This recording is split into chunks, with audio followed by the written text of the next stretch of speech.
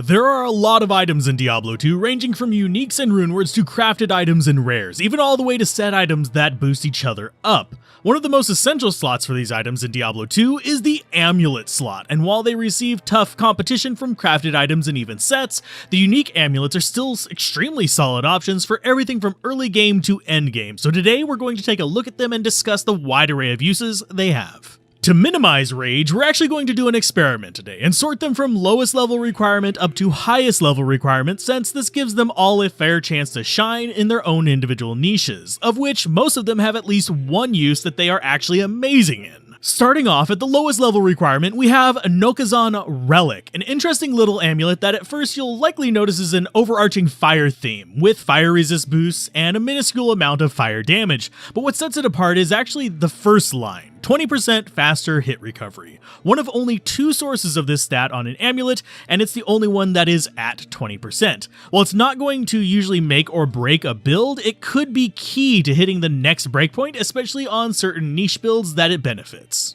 After that is Eye of Etlich, which has the distinction of being the earliest plus all skills amulet in the game outside of the 3-part angelic bonus. This amulet is just all around nice and can be gotten super early with plus skills, life leech, and a pinch of cold damage to slow enemies down. It's one of those amulets that can almost be useful on any low level character, and they'll be glad to find and use it. Even though it's not necessarily end game equipment, it's still quite solid. Next is the Mahimot Curio, another solid all-rounder, though this time leaning a bit more into the melee character field. It has a few stats that make it distinct, namely 10% bonus to attack rating and off armor 10% enhanced defense, which basically functions like a Defiance style boost. On top of that, it also has plus all attributes and resist, which just makes it nice in general to have for that little bit of extra durability that those are going to give you. A good but not great mid-level amulet is Saracen's Chance, most known for being the Iron Maiden amulet. It also packs attributes and resist that make it a reasonable pick for a lot of characters, though unfortunately not best in slot since it can be pretty easily outclassed by rares of a similar level. Would I say no to it? No, but it's never really my first pick for any kind of normal build. That said, this next one is an amulet that I used to love using back in the day, but has sadly fallen out of favor for a few reasons, and that is Crescent Moon, the dual leech amulet, usually packing fairly decent percents for both life leech and mana leech among some other okay mods. It's still a good amulet, especially while you're still getting your mana in check for a build like a Strafer or a Frenzy Barb. It will eventually be outclassed by other uniques and rares, but it's still a fairly good amulet if you do need that leech.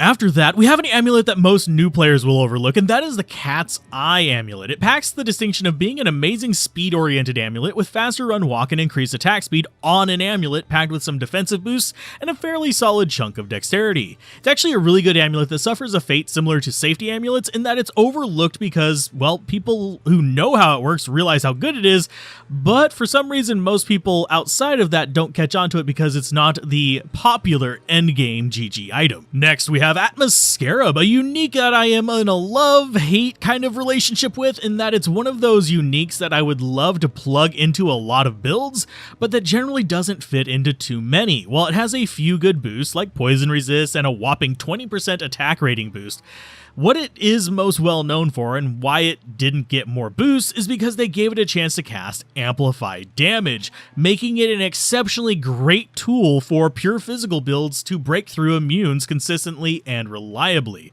I love it, but it's only going to be used on very specific builds.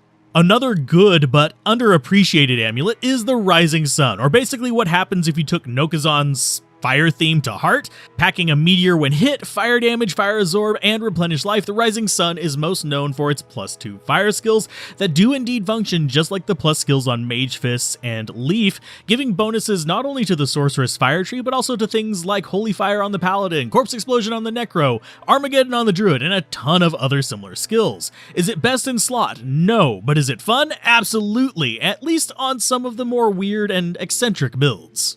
Now we reach Seraphs Hymn, an interesting amulet that I can see the use of but rarely use myself. It's got +2 all skills and +2 defensive auras, as well as boosts for dealing with demons and undead, which makes it a fairly good amulet if you have all of your speed and defensive bases covered and you just want an easier time against, well, undead and demons. That said, this amulet has another rather odd distinction though, and that is how it is the only amulet that has a guaranteed sprite, the sunburst face. It's not distinct since other amulets can have that sprite, but it is the only one that, regardless of how it looks unidentified, will always become that sprite when identified. After that, we move on to the home stretch with amulets you should probably know by heart, starting with High Lord's Wrath. One of only 2 amulets with increased attack speed, it also packs plenty of other really good mods like plus skills, lightning resist, even a scaling chance of deadly strike. A good amulet for most martial builds that need attack speed and deal physical damage. It's a hard one to beat in quite a few builds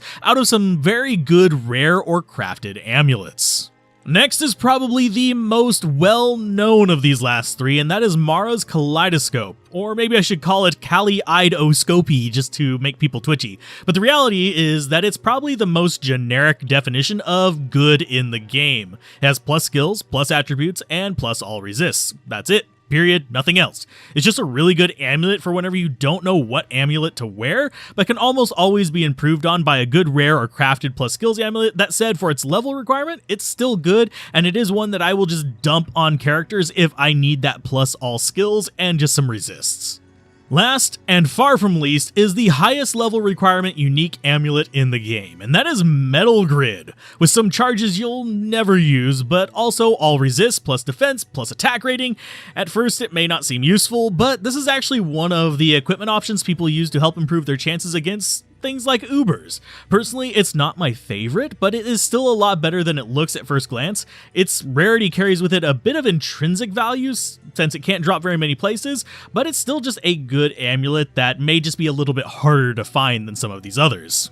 And that's unique amulets. Do you have a favorite, or do you prefer sticking with just crafted and rare amulets? Mention your favorites down below, and here's a special thanks to the channel members, patrons, and active viewers who make all of this content possible.